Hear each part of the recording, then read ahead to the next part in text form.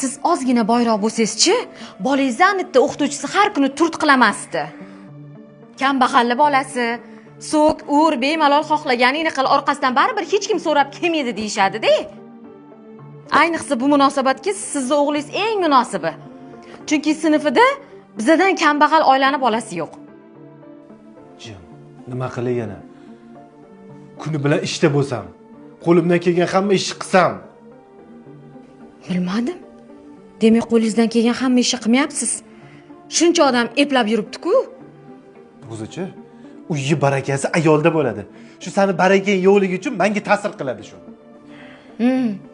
Demak, men aybdorman. Siz ish yoqmas bo'lsangiz, hamma ayb menda, shunaqami? Voy, Sarvinoz. Qo'limni ko'tarib urushga majbur qilma bunaqa gaplaring bilan.